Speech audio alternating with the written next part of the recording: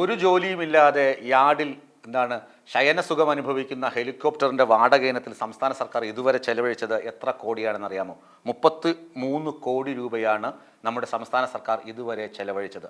ഹെലികോപ്റ്ററിൻ്റെ കഥ ഞാൻ പറയാതെ തന്നെ നിങ്ങൾക്കറിയാം. പലതവണ വിവാദമായിട്ടുള്ളതാണ്, ധൂർത്താണ് എന്ന് എടുത്തെടുത്ത് വാർത്താമാധ്യമങ്ങൾ കൈകാര്യം ചെയ്ത വിഷയമാണ്. ആ ധൂർത്തിന് പിന്നിലെ രഹസ്യങ്ങളുടെ ചുരുളഴിക്കാൻ നമുക്കൊന്ന് പരിശ്രമിച്ചു നോക്കാം. ഒന്നാമത്, എന്തിനാണ് ഹെലികോപ്റ്റർ വാങ്ങിയത്? പോലീസിൻ്റെ, ആഭ്യന്തര വകുപ്പിൻ്റെയും പോലീസിൻ്റെ നിരന്തര നിർബന്ധത്തിന് വഴങ്ങിയാണ് സർക്കാർ ഒരു ഹെലികോപ്റ്റർ വാടകയ്ക്കെടുക്കാൻ തീരുമാനിച്ചത്. എന്തിനു വേണ്ടിയാണ്? ഇതിന് ഏതൊക്കെ ഫണ്ടാണ് വിനിയോഗിച്ചത്? പോലീസ് നവീകരണത്തിന് വേണ്ടി കേന്ദ്ര സർക്കാർ നൽകുന്ന ഫണ്ടുണ്ട്, പിന്നെ സംസ്ഥാന സർക്കാർ ബജറ്റിൽ വകയിരുത്തുന്ന പണം, പിന്നെ അധിക ഗ്രാൻഡ്. ഇതിൽ നിന്നൊക്കെ തുക കണ്ടെത്തിയാണ് ഈ ഹെലികോപ്റ്ററിന് വാടക കൊടുക്കാൻ നിശ്ചയിച്ചത്. മറ്റേത് ഇനി എന്താണ് ഇതിൻ്റെ ദൗത്യം? എന്താണ്? വ്യോമ നിരീക്ഷണം, അതായത് ആകാശ നിരീക്ഷണം, എന്തൊക്കെയാണ് നമ്മുടെ സംസ്ഥാനത്ത് നടക്കുന്നതെന്ന് ആകാശത്ത് നിന്ന് നിരീക്ഷിക്കുക. മറ്റൊന്ന്, മാവോയിസ്റ്റ് മേഖലയിലെ വനമേഖലകളിൽ നിരീക്ഷണം നടത്തുക. പിന്നെ വിനോദസഞ്ചാര മേഖലകൾ, രക്ഷാപ്രവർത്തനം, തീരദേശ നിരീക്ഷണം. ഇതിനൊക്കെ വേണ്ടിയാണ്, ഇത്തരം ലക്ഷ്യങ്ങൾ വച്ചുകൊണ്ടാണ് ഹെലികോപ്റ്റർ വാടകയ്ക്കെടുക്കാൻ സർക്കാർ തീരുമാനിക്കുന്നത്. ഇനി മാവോയിസ്റ്റ് നിരീക്ഷണത്തിൽ ഉപയോഗിച്ചോ എന്ന് ചോദിച്ചാൽ ഒന്നോ രണ്ടോ തവണ ഉപയോഗിച്ചു, പക്ഷേ ഫലം കണ്ടില്ല. ഫലം കണ്ടില്ലെന്ന് മാത്രമല്ല, ഹെലികോപ്റ്ററിൻ്റെ ശബ്ദം കേട്ടപ്പോൾ മാവോയിസ്റ്റുകൾ അവിടെ നിന്ന് രക്ഷപ്പെടുകയും ചെയ്തു. ഇതൊരു വിമർശനമായി ഉയർന്നു വന്നു. മറ്റൊരു സംഭവം എന്ന് പറഞ്ഞാൽ, ഇത് 25 മണിക്കൂർ മാത്രമേ ഇത് പറക്കുകയുള്ളൂ. 25 മണിക്കൂർ പറക്കുന്നതിനാണ് പ്രതിമാസം 80 ലക്ഷത്തോളം രൂപ വാടക കൊടുക്കേണ്ടത്. അതിനുശേഷം കൂടുതൽ പറന്നു കഴിഞ്ഞാൽ 90,000 രൂപ അധിക വാടക നൽകണം. ഇതൊക്കെയാണ് കരാർ. ഇനി ആദ്യം ഏത് കമ്പനിയുമായാണ് സർക്കാർ ധാരണയിലായത്, അതിന് എത്ര വാടകയാണെന്ന് നോക്കണം. ഇതിപ്പോൾ രണ്ടാമത്തെ ഒരു കമ്പനിയാണ്. ആദ്യം പവൻ ഹാൻസിൻ്റെ ഒരു ഹെലികോപ്റ്റർ ആയിരുന്നു വാടകയ്ക്കെടുത്തത്. അതിന് ഏകദേശം 1,17 ലക്ഷം രൂപയൊക്കെ ആയിരുന്നു അതിന് പ്രതിമാസ വാടക. അതായത് 1.71 കോടി രൂപ, 71, അതായത് 1,71 ലക്ഷം രൂപയായിരുന്നു ഈ പവൻ ഹാൻസിൻ്റെ ആദ്യത്തെ ഹെലികോപ്റ്റർ, ആദ്യം വാടകയ്ക്കെടുത്ത ഹെലികോപ്റ്ററിൻ്റെ പ്രതിമാസ വാടക. ആ വാടക ഇനത്തിൽ ഏകദേശം 22.15 കോടി രൂപ പവൻ ഹാൻസിന് സർക്കാർ നൽകിയിരുന്നു.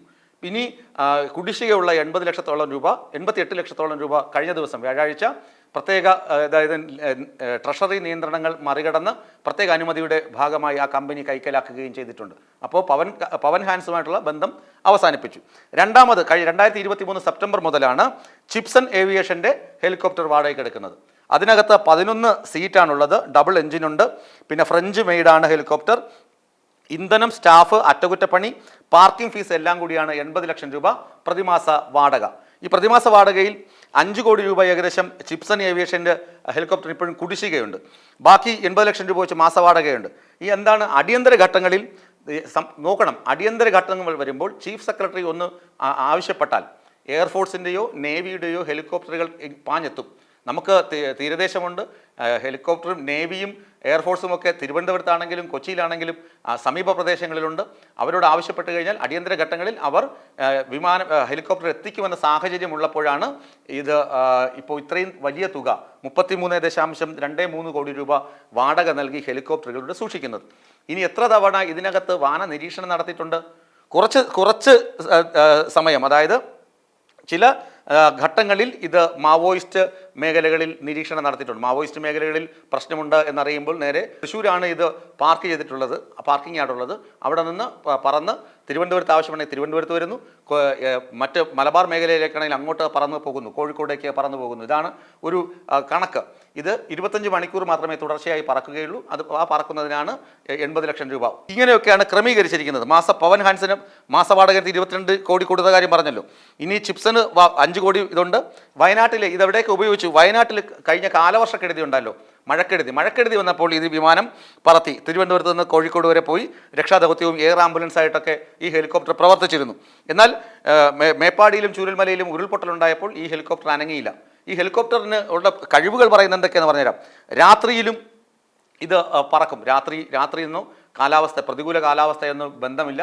ഇത് ഏത് കാലാവസ്ഥയിൽ ഉപയോഗിക്കാമെന്നൊക്കെയാണ് ചിപ്സൺ ഏവിയേഷൻ സർക്കാരിനെ ധരിപ്പിച്ചിരുന്നത്. എന്നാൽ ഇത് മാനത്ത് കണ്ടു കഴിഞ്ഞാൽ ഇത് പറന്നുയരില്ല, കാറ്റടിച്ചാൽ പറക്കാൻ പറ്റില്ല, രാത്രികാലങ്ങളിൽ പറക്കുന്ന ഹെലികോപ്റ്റർ അല്ല. അങ്ങനെ കുറേ പ്രതിസന്ധി മാത്രമല്ല ഡ്രോബാക്സും ഈ ഹെലികോപ്റ്ററിനുണ്ടെന്ന് പിന്നീടാണ് മനസ്സിലാക്കുന്നത്.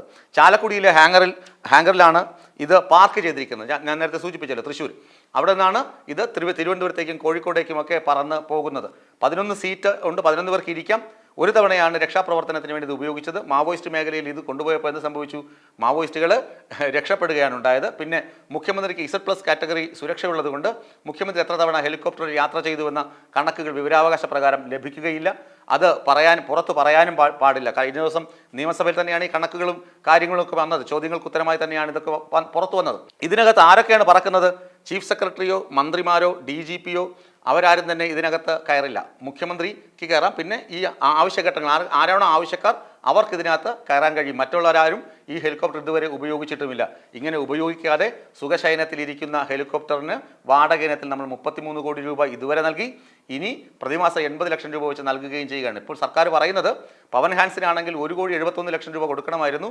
ഇവിടെ 80 ലക്ഷം കൊടുത്താൽ മതിയല്ലോ, ഹെലികോപ്റ്ററോടെ കിടക്കുമല്ലോ എന്ന തരത്തിലാണ് പ്രചരണം. ഏതായാലും ഇത് ഈ എന്താണ് അരമുറുക്കി കെട്ടി പട്ടിണി എന്ന് പറഞ്ഞ് കൈനീട്ടിക്കൊണ്ടിരിക്കുന്ന സംസ്ഥാനമാണ് കേരളം. ഖജനാവ് കാലിയാണെന്ന് പറഞ്ഞ് പല വികസന പദ്ധതികളും മാറ്റിവെച്ച നാടാണ് കേരളം. സുരക്ഷാ പെൻഷൻ കൊടുക്കാൻ കഴിയാത്ത നാടാണ് കേരളം. അങ്ങനെയുള്ള കേരളത്തിലാണ് ഇത്രയും വലിയ ധൂർത്ത് നടക്കുന്നത്. എന്തുകൊണ്ടാണ് ധൂർത്ത് എന്ന് പറയുന്നത്? ചീഫ് സെക്രട്ടറി ഒന്ന് അപേക്ഷിച്ചാൽ മാത്രം വളരെ വേഗം ലഭ്യമാകും. നേവിയുടെയോ എയർഫോഴ്സിൻ്റെയോ ഹെലികോപ്റ്ററുകൾ വളരെ വേഗം ലഭ്യമാകും എന്ന് ഇരിക്കെയാണ് ഇങ്ങനെ ഒരു ഹെലികോപ്റ്റർ വാങ്ങി അവിടെ ചാലക്കുടിയിലെ ഹാങ്ങറിൽ കൊണ്ട് സുഖശയനത്തിൽ ആക്കിയിരിക്കുന്നത്.